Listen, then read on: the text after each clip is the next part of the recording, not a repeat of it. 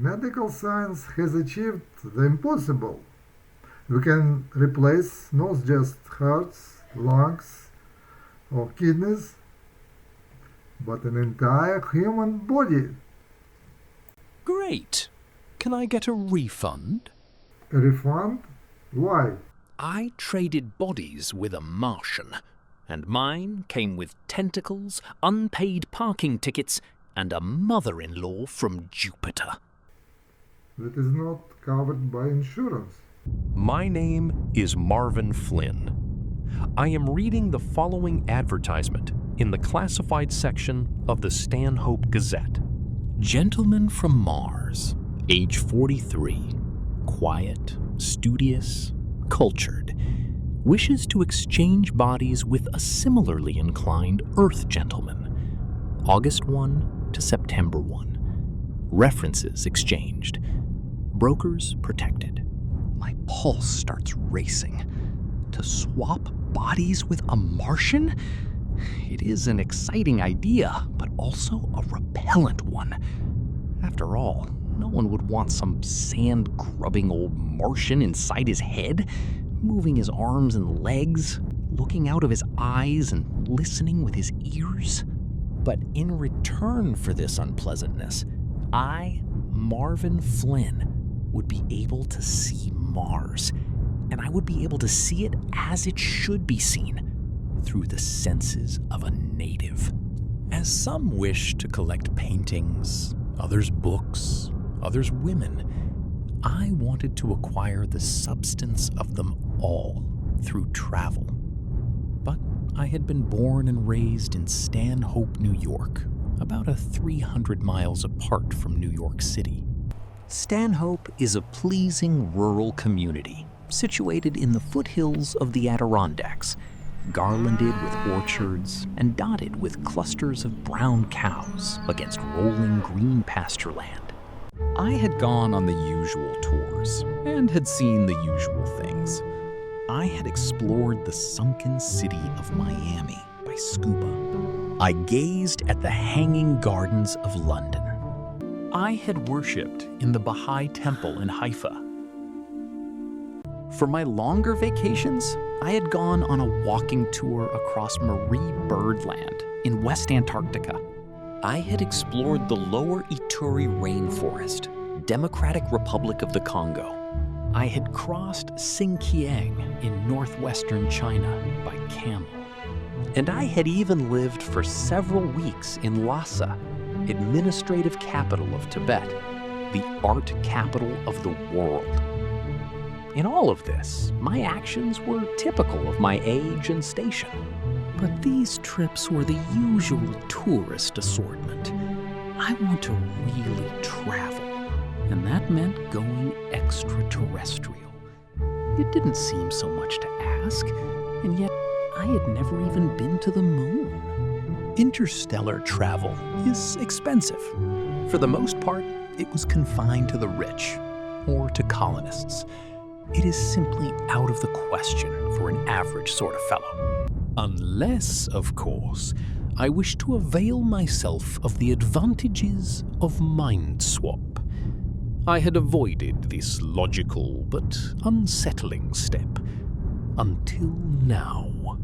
To swap bodies with a Martian, to see Mars, to visit the burrow of the Sand King, to travel through the oral splendor of the wound, to listen to the chromatic sands of the great dry sea.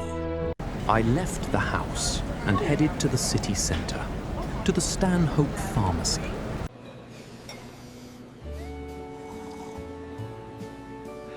How's the morn, kid? Bright and bracing. Just my cup of tea. Dropped by for a bite? Yes, sir. What are you moping about? Say, sir, wouldn't you like to try a reliable mood lifter? A Scobel Dash Sundae. Fast. Well, I never. Marvin, what's the matter? I'm sorry. It's just... Oh, Billy, I really do want to travel so badly. Marvin, I read you 5 by 5. Honest to Sam, I do. But gee, even interplanetary travel costs fortunes. And interstellar stuff is just plain impossible. It's all possible if you use mind swap. Marvin, you can't mean that. I can. And by the Cristo Malherido, I'm going to. No, seriously.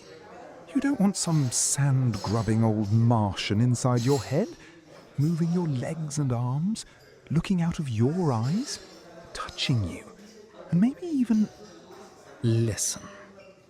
Remember, I'll be in his body, on Mars, so he'll have to deal with the same awkward situations. Hi, fellows. Today, let's talk about mind swap. Wow! I'll do it! Wow! I'll do it! Of course. You have reference to our advertisement of Friday last. The Martian gentleman's name is Zek Kragash, and he is very highly recommended by the rectors of East Skern University. What does he look like? See for yourself. Nice-looking chap. His home is in Wagonstump, which is on the edge of the disappearing desert in New South Mars. It is an extremely popular tourist area, as you probably know. Like you, Mr. Kragash is desirous of traveling and wishes to find a suitable host body. He has left the selection entirely up to us, stipulating only mental and physical health. Well, I don't mean to boast, but I've always been considered healthy. It is very fortunate that you had either the native wit or the good luck to come to us, the oldest and most reliable brokerage house in the swap business, rather than to some of our less scrupulous competitors, or, worst of all, to the open market. I knew very little about the open market, but I remained silent, not wishing to betray his ignorance by asking. Now then, we have certain formalities which we must go through before we can gratify your request. Formalities? Most certainly. First, you must have a complete examination, which will produce an operational judgment of your physical, mental, and moral standing. This is quite necessary, since bodies are swapped on an equal basis. I see. And what happens after that?